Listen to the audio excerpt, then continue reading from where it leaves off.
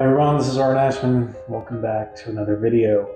And today I wanted to speak a little bit about the Masters in Human Nutrition from Columbia University. At the time that I was looking into this program, and when I was a prospective student myself, I thought there weren't a lot of resources that were outside of what Columbia published themselves to really see if this would have been a very good program for me or a good fit for my career goals. So I hope this video gives you some of it. So let's get started. Number one, I wanted to talk about the classes that you can expect in this program. And this is something that you can find on their website. I'm going on there right now as we speak. So in the fall, you take 17 credits, and that includes your nutritional biochemistry of macromolecules, and which includes proteins, carbohydrates, and fats. Your physiology course in nutrition, epidemiology, critical readings, thesis planning, and public health nutrition. I would say in terms of the coursework or in terms of the class selection itself, everybody in the program pretty much has to take these classes, and it's a requirement for the program for you to take these classes. So that's what you will be taking in the fall. Aside from this, you will also be doing, or I guess you would start doing research, and at the beginning of maybe September, they're going to send out a list of PIs who take students from the IHN. And I would say from my time, there were more PIs on that list than there were students. So I'm certain that there are many things, many PIs that you will find in many projects that they have, which will pique your interest. So if you're worried about that, I hope this is some admonition. But outside of that, you're also free to be a part of a different lab if you think that's a better fit for your career choice. That's not a part of the IHN. The two people who did do it, both of them were allowed to do their research in their respective areas, which were outside of human nutrition, and that was fine. So research is a great part about this program, and I think we should try taking full advantage of that. So that's what happens in the fall.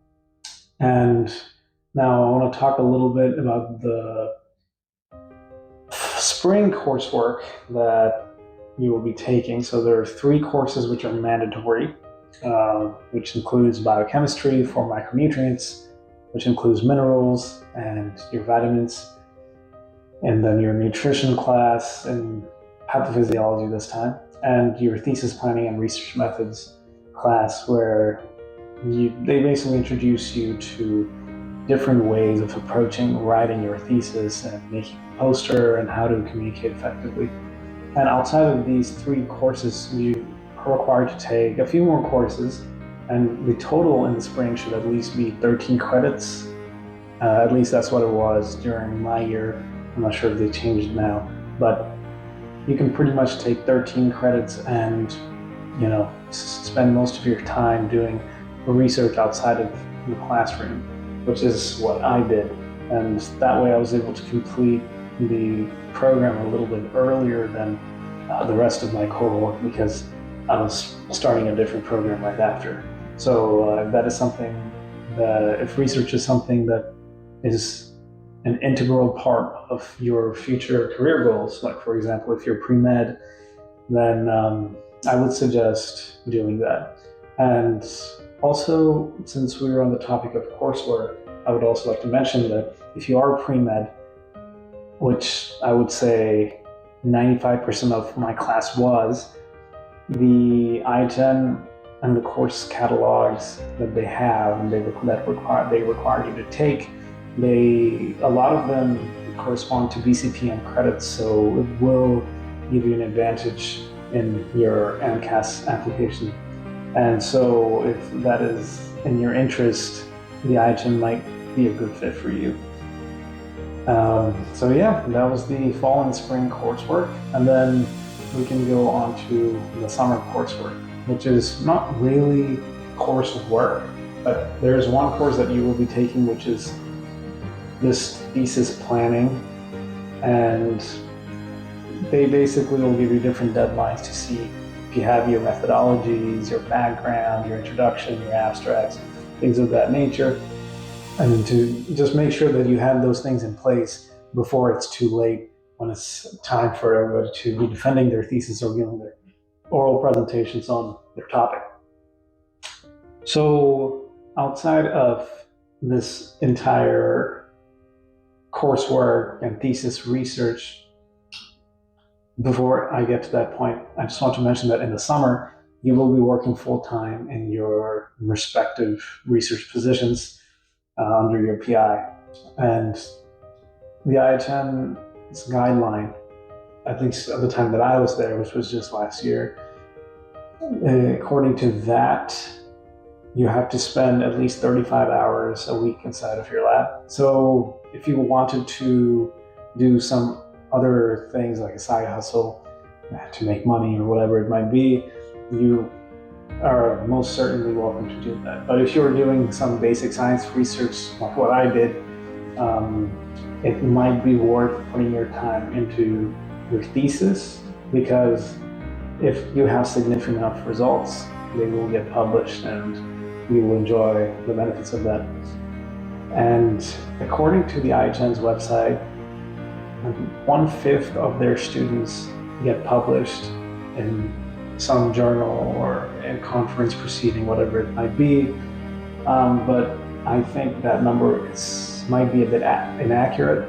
I'm not 100% sure about how accurate my estimation is, but from all the people that I have known, I would say at least half of their work got published in some sort of venue.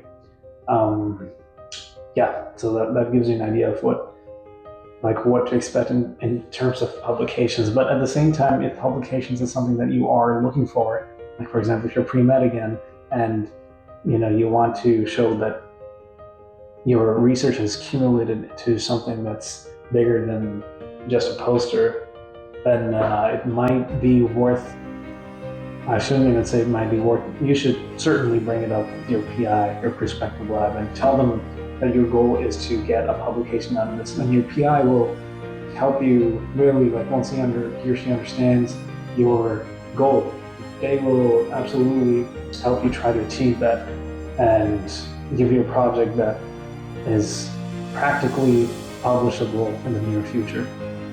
So in terms of publications, it's definitely something that's possible.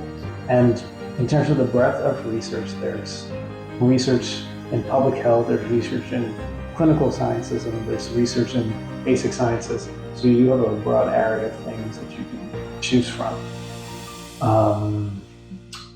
Outside of the coursework and research, I also want to talk a little bit about what the workload is like, and if you are actually thinking about working aside from this or studying for the MCAT and how much time you can possibly have.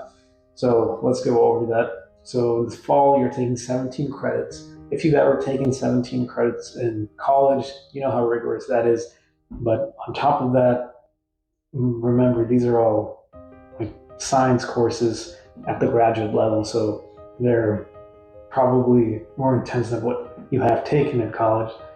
But at the same time, it's also not so rigorous that you won't have any time at all. In the fall, I would say most weekends I did have time to do my own thing and really relax, or if you wanted to take a trip or go out, whatever you wanted to do, I was able to do those things.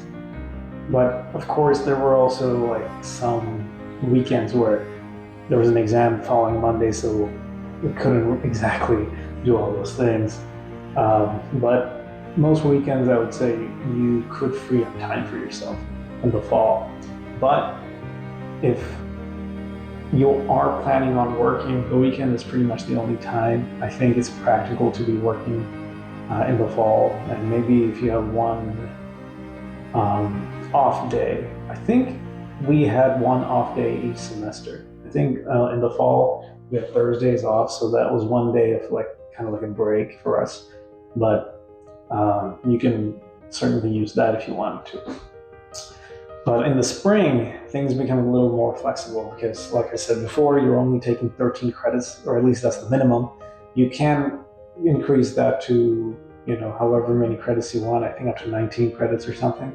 But, you can be just fine with 13 credits. You will still get your master's, and you can spend the rest of your time doing research. And outside of that, if you want to work, you can also be doing that. So in the spring, there's much more flexibility in terms of that.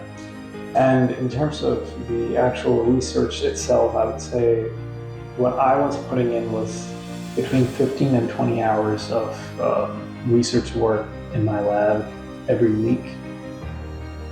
At least that was the estimated number of hours that I submitted. But in reality, it might have been a little bit more than that because I was doing basic science and cell culture, culturing neurons and microglia, and these things required me to come in on the weekends, which I didn't even count towards my thesis hours, because in the end, you only need a certain number of hours. Regardless, these things were imperative to, I would say, my success in the program. And in order to get a very solid thesis and good data that is publishable in reputed journals, this is pretty much what it takes, I would say, in basic science. But I also have other friends who did, clinical research, and I would say half of their work was online and the other half was in person. So, you don't really have the issue of going in on the weekends, I would say, in most cases for clinical research. So that is something that you don't want to do.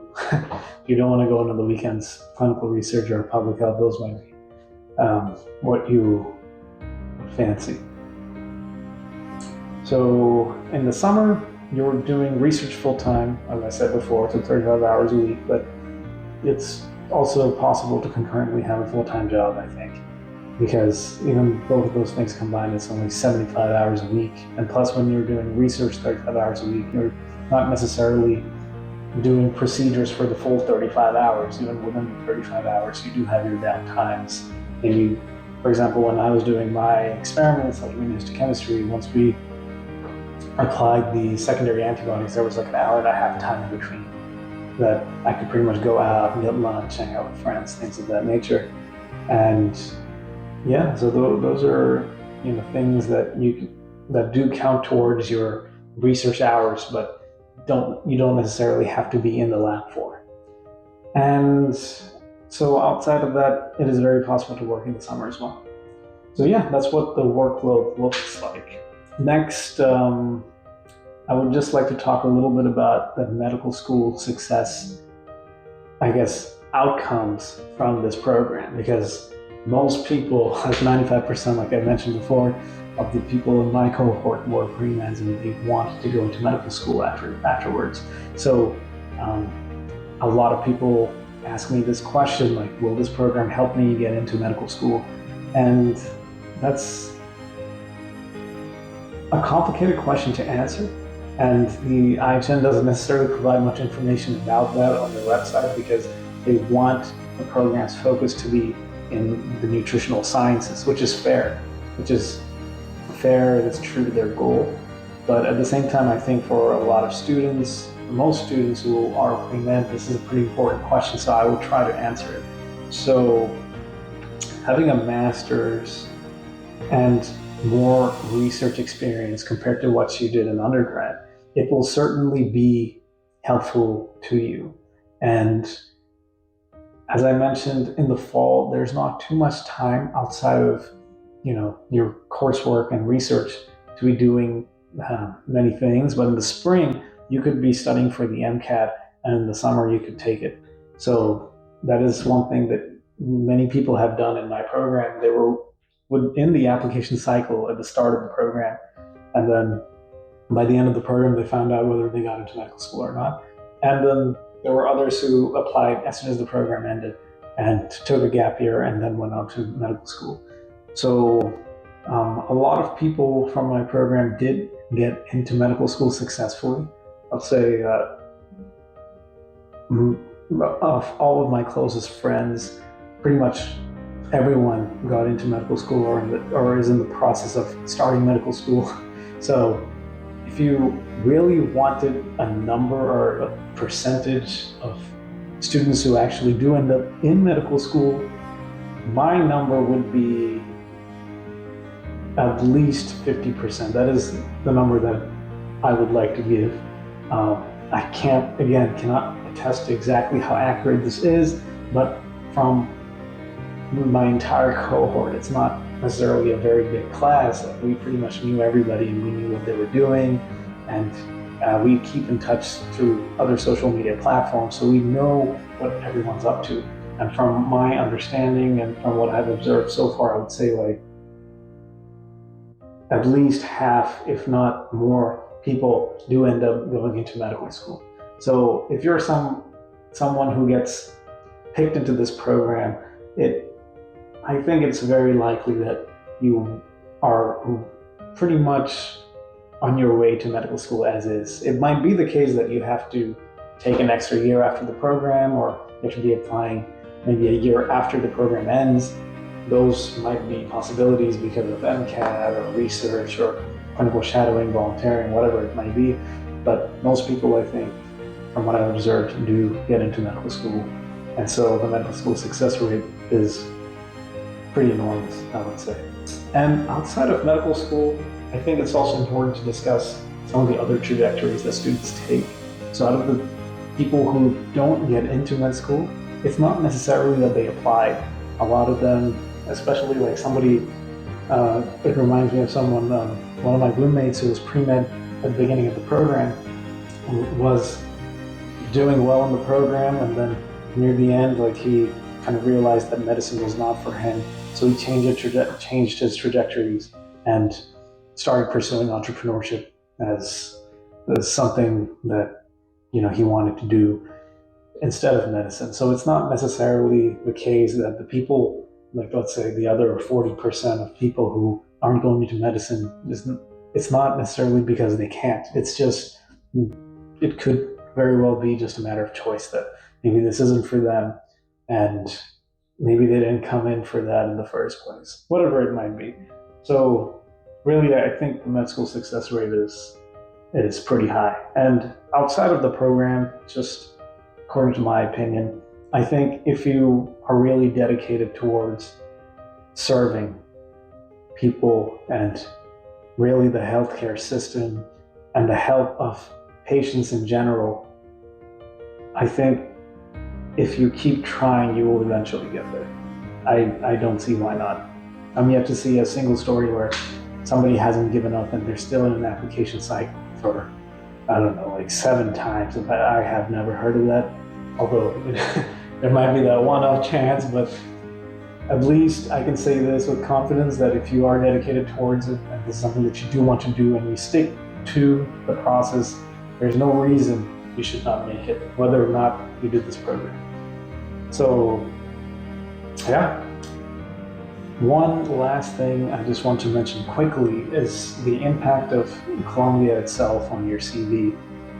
Yes, it is an Ivy League institution, but I do think that whether you stayed within medicine or you left medicine, the Columbia name really does give you an edge compared to other schools. And it's not even necessarily that it has to do with job or training. It could also simply be something as simple as, let's say you got into medical school and you're applying to a certain lab that you really want, and if they have multiple candidates, just having a master's from Columbia versus other people who may have directly came from undergraduate studies or maybe took 1 or 2 gap years before coming in, this might be the factor that sets you apart and gets you that research position, whatever that it might be. So there is a certain advantage that the school name does give to you. I mean, I guess it shouldn't be a surprise, but there is that to consider. One thing that I should mention though, in terms of the finances, as far as I know, the ISN does not provide any scholarships except for, I think there are some limited need-based scholarships and some scholarships for veterans, or I think that was just one specific scholarship for veterans. But outside of that, they don't provide scholarships. So yes, you do have to pay the full $70,000, probably with federal loans. Yeah. So all in all, if you wanted my experience in the IHN, I had a blast. This was a great program. The structure was simply amazing, and it gives you a very in-depth understanding of nutritional sciences. It's not dietetics. A lot of people, I feel like, they confuse the sound of the program with dietetics and learning like different nutritional values of foods. We do learn some of that, but the point of the program is not necessarily for you to memorize exactly how many grams of sugar there is in an apple. The point of it is to really understand, or make the students understand, how nutritional science works. So there are some biochemical foundations which you will absolutely learn throughout your courses.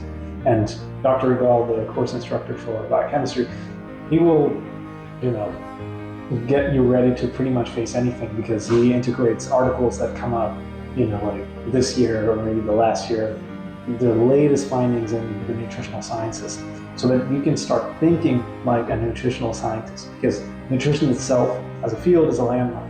One day you will see that, eggs are bad, and then the next day it's like, oh no, eggs are good again, and then the next day they'll say, oh no, only egg whites are good, whatever it might be. But this type of contention always exists because there is probably not sufficient evidence to make a conclusive claim. And this program will really teach you how to think through those things and come to a conclusion, whether maybe we don't have enough data, or there is enough data but we're interpreting it incorrectly, or maybe we don't know what's going on, and what if we design an experiment in this way to see, elucidate whether this is really the mechanism by which, a certain nutrient is getting metabolized or used. So I think this is an amazing program, a good amount of rigor, and I think it sets people up for success in medical school, because the biochemistry course, again, I'm talking about the biochemistry course a lot because that is the most rigorous course within this entire program, I would say. Nutritional biochemistry here, I think a lot of the questions that they test you on, those questions directly come from previous board exams that people in medical school take. So these are very relevant to healthcare and medicine. And the IHM as a program, they know that most of their students are pre-med. So this program was designed to really give a solid understanding of nutritional sciences that medical schools by themselves don't have enough time to teach, so that in the future, with your patients, you'll be able to treat them better. So all in all, this was a great program. I met some amazing people. My entire cohort, they were simply phenomenal and very accomplished. And I'm sure if you enter this program, you will have a similar thought. So thanks guys for tuning in for this video. If you have any questions, just let me know in the comments below. See you next time.